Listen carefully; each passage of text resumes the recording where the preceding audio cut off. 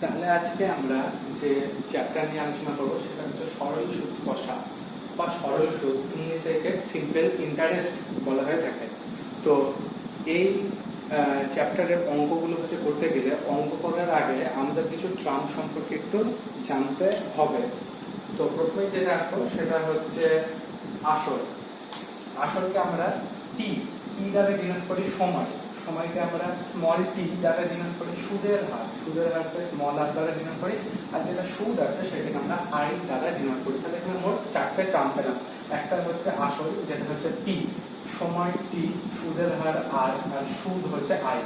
এই যে চারটে যে টার্ম যে আমি বললাম টি আর আই, এদের মধ্যে একটা সম্পর্ক আছে বা এদের মধ্যে একটা রিলেশন আছে। সেই সম্পর্কটা কি? সেই সম্পর্কটা হচ্ছে যে I equals to PTR by 100, that is সুদ ইকুয়ালস টু আসল ইনটু সময় ইনটু সুদের হার বাই 100। এবার আমরা জানবো যে সুদ জিনিসটা হচ্ছে কি। মনে করো আমি হচ্ছে ব্যাংক থেকে 10,000 হচ্ছে টাকা, মনে করো আর% সুদের হারে আমি ব্যাংক থেকে 10,000 টাকা লোন নিলাম 3 বছরের জন্য। তো 3 বছর পর আমি যখন ব্যাংকে টাকাটা শোধ করতে গেলাম তখন আমার কাছ থেকে 20,000 টাকা ওরা নিল। তাহলে ব্যাপারটা কি ঘটলো? ব্যাংক থেকে আমি টাকা নিয়েছিলাম 10,000 টাকা, কিন্তু আমাকে দিতে হলো 20,000 টাকা। মানে আমাকে 10,000 টাকা, মানে আমি ব্যাংক থেকে যে টাকাটা নিয়েছিলাম তার থেকে আরো 10,000 টাকা আমাকে এক্সট্রা কিন্তু দিতে হয়েছে। এই যে এক্সট্রা যে টাকাটা দিতে হলো সেই টাকাটাই কিন্তু হচ্ছে অ্যাকচুয়ালি সুদ। তো প্রথম অঙ্কটা নিয়ে নিয়েছি। প্রথম অঙ্কে কি হচ্ছে বলা আছে যে 200 টাকার 5 বছরে 6% সুদের হারে, সুদের হচ্ছে পরিমাণ হচ্ছে যে কত। আমি আগেই হচ্ছে বললাম যে সরল হচ্ছে সুদ সম্পর্কিত অঙ্ক হচ্ছে করতে গেলে একটা ফর্মুলা হচ্ছে ব্যবহৃত হয়। সেই ফর্মুলাটা কত? সেই ফর্মুলাটা হচ্ছে এইটা, যে আই ইকুয়ালস টু হচ্ছে পিটিআর বাই হচ্ছে 100। এই ফর্মুলাটা আমাদের ইউজ করতে হবে। তাহলে এই অঙ্কটা সলভ করতে আমাদের এই ফর্মুলাটা কিন্তু হচ্ছে কাজে লাগবে।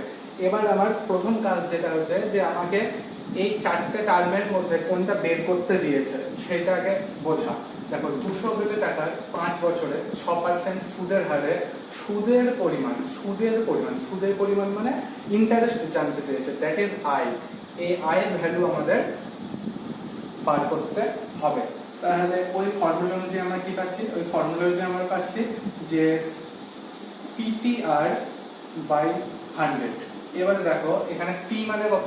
পি মানে হচ্ছে আসল বা টোটাল যে অ্যামাউন্ট। এখানে টোটাল অ্যামাউন্ট কত বলা আছে? এখানে টোটাল অ্যামাউন্ট হচ্ছে 200 টাকা, তাই পি এর জায়গায় আমি 200 বসালাম। তারপর আছে টি মানে হচ্ছে সময়, সময় কত আছে? সময় 5 আছে, তাই 5 বসালাম ইনটু আর। আর মানে কি? আর মানে হচ্ছে সুদের হার, সুদের হার কত আছে? 6 আছে, আর নিচে 100। তাহলে 100 দুগুণে 200, তাহলে 5 দুগুণে 10 আর 6 10 60। আনসার হবে 60 টাকা।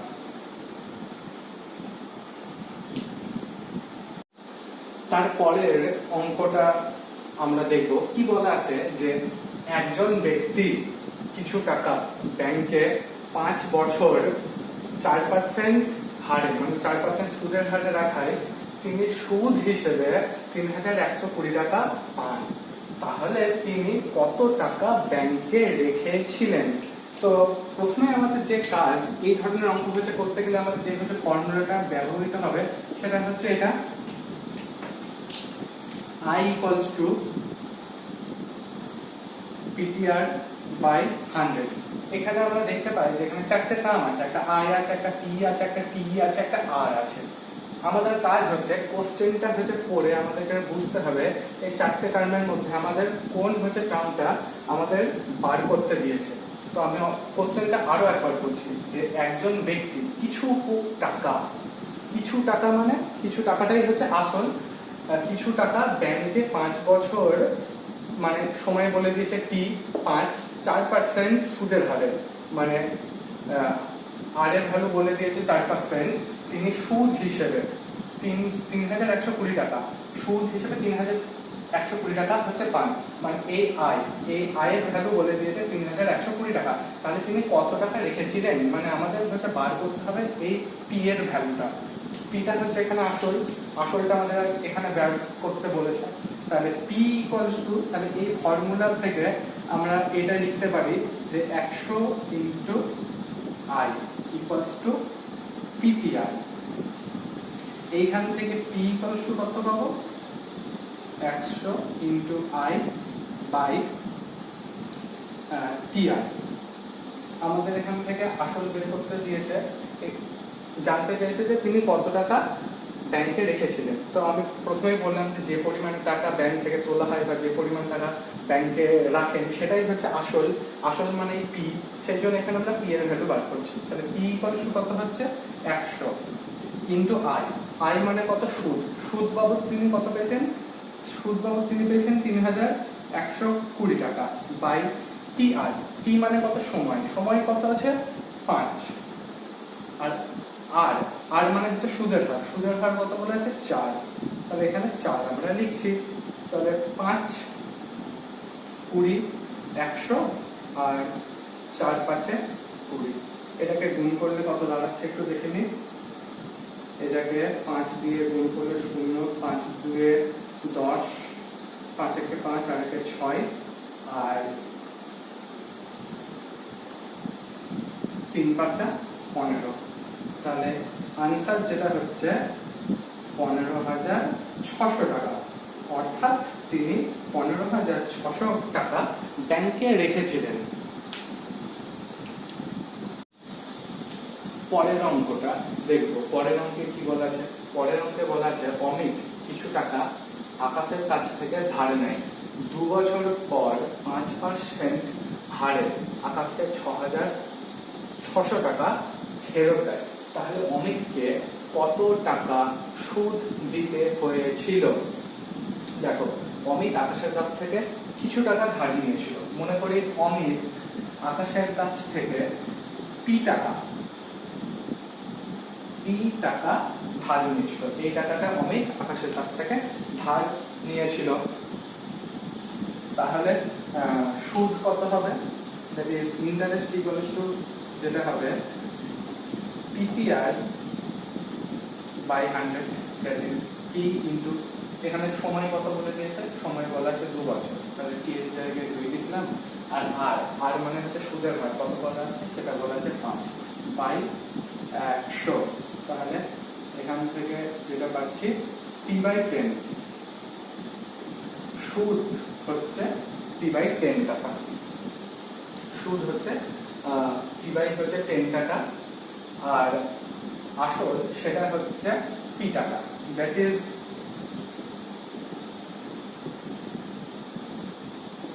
সুদ প্লাস আসল ইকুয়ালস টু কত, সুদ কত টাকা, পি বাই 10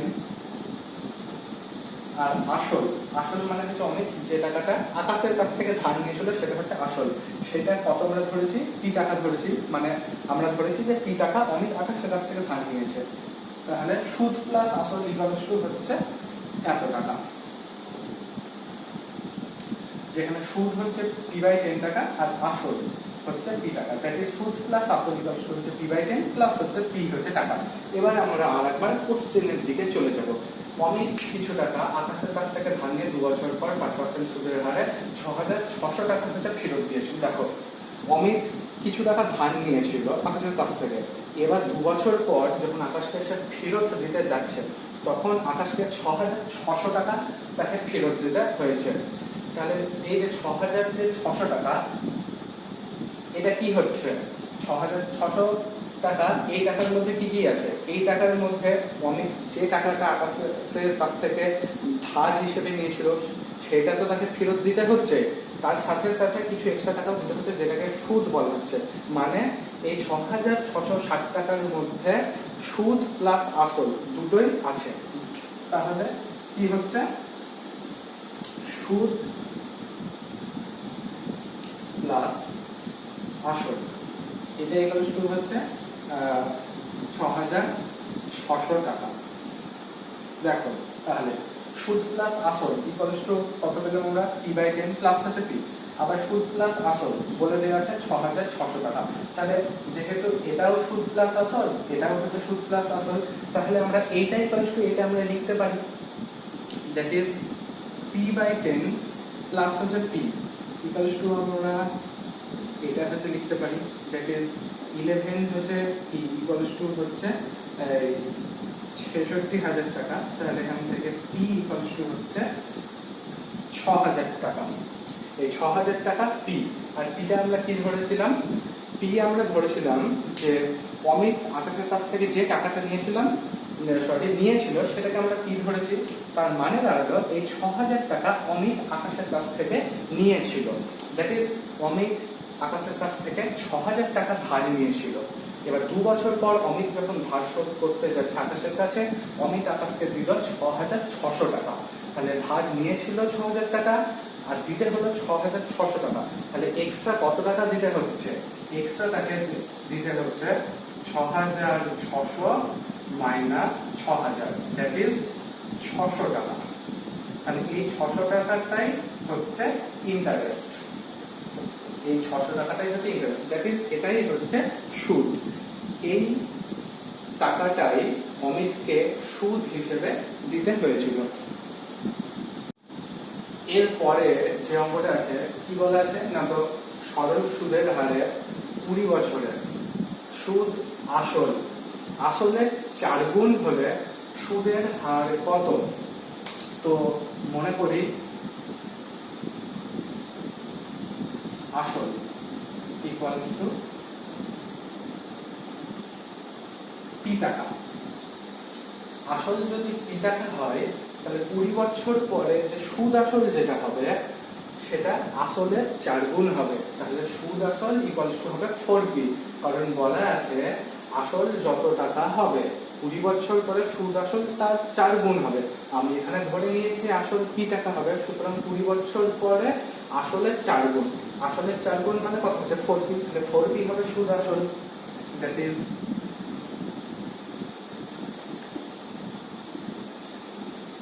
সুদ প্লাস আসল, এটাই বলছো কত হচ্ছে? 4p টাকা। এবার দেখো এই সুদ আসল থেকে আমি যদি আসল বিয়োগ দিই তাহলে আসল কেটে যাচ্ছে, পড়ে যাচ্ছে শুধু সুদ। তাহলে সুদ ইকুয়ালস টু কত হচ্ছে? সুদ ইকুয়ালস টু হচ্ছে 4p minus p, that is 3p টাকা। এবারে আমরা ফর্মুলা অ্যাপ্লাই করব। ফর্মুলাটা কি? ফর্মুলাটা হচ্ছে i equals to PTR by 100। আমাদের বার কি করতে বলেছে? আমাদের বার করতে বলেছে সুদের হার। সুদের হার মানে এই r এর ভ্যালু আমাদের বার করতে হবে। That is r equals to কত হবে? 100 into i by p into t। তাহলে 100 ইনটু i। ইন্টারেস্ট কত পেয়েছি? সুদ মানেই তো ইন্টারেস্ট। সুদ কত পেয়েছি? 3p। তাহলে i এর জায়গায় আমরা 3p লিখলাম বাই p ইনটু t। সময় কত বলেছে? সময় বলেছে 20 বছর। তাহলে এই পি কেটে গেল, 5 20 100, that is R equals to আমরা কত পেলাম? আর ইকুয়ালস টু আমরা পেলাম 15%। তাহলে এর পরের অঙ্কটা কি বলা আছে? বলা আছে বার্ষিক সরল সুদের হারে 5 বছরে সুদ আসলের 2 গুণ হয়। কত বছরের সুদ আসলের 8 গুণ হবে যদি আসল অপরিবর্তিত থাকবে। এই অঙ্কটার দুটো পার্ট আছে। প্রথম পার্টটা হচ্ছে এইটুকু যে বার্ষিক সরল সুদের হারে 5 বছরের সুদ আসলের 2 গুণ হবে, এটা হচ্ছে ফার্স্ট পার্ট। সেকেন্ড পার্ট এখান থেকে কত বছরে সুদ আসলের 8 গুণ হবে যদি আসল অপরিবর্তিত থাকে। আসল যদি অপরিবর্তিত থাকে এই কথাটার দ্বারা বোঝাতে চাইছে, যেহেতু বললাম অঙ্কটার দুটো পার্ট, তাই অঙ্কটার প্রথম পার্টে আসল যেটা থাকবে অঙ্কটার দ্বিতীয় পার্টে কিন্তু আসল সেটাই থাকবে, অর্থাৎ আসলের কোনো পরিবর্তন ঘটছে না, সেই জন্য বলা আছে আসল অপরিবর্তিত। এবার আমরা কি মনে করব যে অঙ্কটা প্রথম পার্ট থেকে শুরু হতে করি, মনে করি আসল। মনে করি আসল p টাকা। তাহলে সুদ আসল কত হবে? সুদ প্লাস আসল। এখানে বলে দিয়ে আছে যে আসল যত টাকা হবে সুদ আসল তার 4 গুণ। তাহলে আমি ধরে নিয়েছি যে আসল p টাকা, তাহলে সুদ আসল p এর 4 গুণ হবে, দ্যাট ইজ 4p এবার এই সুদ আসল থেকে যদি আসলটা যদি বিয়োগ যদি আমি করি তাহলে কি পড়ে থাকছে, শুধু পড়ে থাকছে সুদ। সুদকে আমরা আই দ্বারা ডিনোট করি বলে আই লিখলাম, দ্যাট ইজ সরি এখানে এটা 4 গুণ বলেনি, এটা 2 গুণ বলেছে, তাহলে 2p হবে। তাহলে সুদ কত হবে, সুদ আসল থেকে যদি আসল বিয়োগ দিই তাহলে সুদ পড়ে থাকছে, তাহলে এখান থেকে 2p minus p, that is p টাকা। এবার আমরা ফর্মুলা অ্যাপ্লাই করব যে i ইকুয়ালস টু হচ্ছে PTR/100। এবার প্রশ্ন হচ্ছে অঙ্কটার প্রথম পার্টে এই যে চারটে যে টার্ম আছে মানে p আছে, p আছে, r আছে আর i আছে, এদের মধ্যে কোনটার ভ্যালু আমরা বার করব। দেখো p এর ভ্যালু আসল মানে p এর ভ্যালু আমরা ধরে নিয়েছি p টাকায়, তাহলে p এর ভ্যালু বলা আছে p t মানে সময় বলা আছে 5 বছর, আর i মানে হচ্ছে সুদ, সুদ বলা আছে p টাকা, তাহলে এখানে i এর ভ্যালু বলা আছে, p এর ভ্যালু বলা আছে, t এর ভ্যালু বলা আছে। অঙ্কটার প্রথম পার্টে শুধু r এর ভ্যালু দেওয়া নাই, তাই আমরা এখান থেকে r এর ভ্যালু বার করব। তাহলে r ইকুয়ালস টু কত হবে, 100 into i by p into t, that is 100 into i মানে p by p into t মানে t এর ভ্যালু এখানে 5 বসালাম, তাহলে p কেটে গেল 5 20 100, তাহলে r এর ভ্যালু কত পেলাম 100। এটা গেল অঙ্কটার প্রথম পার্ট। এবার অঙ্কটার সেকেন্ড পার্টে কি হচ্ছে বলতে চাইছে, অঙ্কটার সেকেন্ড পার্টে বলতে চাইছে যে কত বছরে সুদ আসলের 8 গুণ হবে। যদি আসল অপরিবর্তিত যদি থাকে তাহলে অঙ্কটার দ্বিতীয় পার্টের ক্ষেত্রে আসল কত হবে। কোশ্চেনে যেহেতু বলে দিয়েছে আসল অপরিবর্তিত, তাই আসলটা একই থাকছে p টাকা, আর কি বলেছে না তো আসল যত হবে সুদ আসল তার 8 গুণ হবে। তাহলে এই ক্ষেত্রে সুদ প্লাস আসল ইকুয়ালস টু 8p টাকা। তাহলে এখান থেকে সুদ ইকুয়ালস টু আমরা কত পাচ্ছি, i ইকুয়ালস টু আমরা পাচ্ছি 8p minus p, that is 7p টাকা। এবার আমরা ফর্মুলা ব্যবহার করব। ফর্মুলা কি, i ইকুয়ালস টু PTR/100। অঙ্কটা দ্বিতীয় পার্টে আমাদের কি বার করতে বলেছে, কত বছর, মানে আমাদের সময় বের করতে হবে। সময় বার করতে হবে মানে আমাদের t এর ভ্যালু বার করতে হবে। তাহলে t ইকুয়ালস টু কত হবে, 100 into i by p into r। তাহলে t ইকুয়ালস টু কি দাঁড়াচ্ছে, 100 ইনটু i মানে হচ্ছে সুদ, সুদ কত আছে, সুদ আছে 70 বাই p ইনটু r মানে হচ্ছে সুদের হার। সুদের হার আমরা কত পেয়েছি, 20%, দ্যাট ইজ 4। এবারে হিসাব যদি করি তাহলে t এর ভ্যালু কত আসছে, t এর ভ্যালু আসছে 35 মানে 35 বছর উত্তর।